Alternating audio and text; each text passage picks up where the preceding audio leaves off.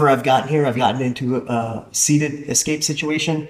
She has a body lock. Right? One of the differences between like wrestling and jiu-jitsu and MMA is that in these positions, the people are allowed to lock their hands, and a lot of people go seatbelt. And we're going to talk about both situations. But in wrestling, I have a lot of escapes, but they're not allowed to lock their hands in these positions. So I'm a little bit more free, right? So specifically when they have their hands locked in a body lock, right?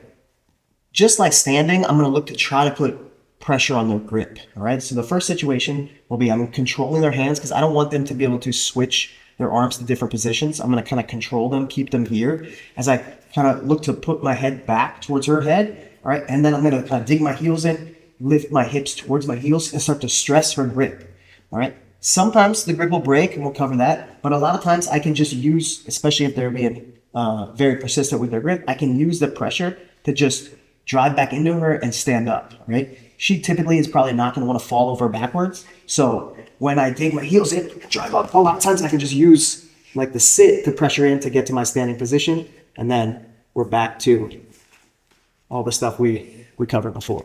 Okay, so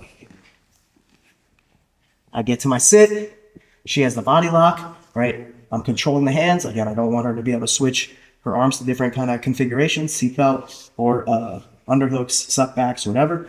Keep her hands here. All right, again, I'm going to kind of use my head to pressure into her head or her collarbone. Right, so I lean my head back and I'm going to try to dig my heels in, lift my hips off the ground. That's going to put stress on the grip. And then if the grip didn't break, I'm going to start to drive back into her. Right, and then do one of my follow-ups.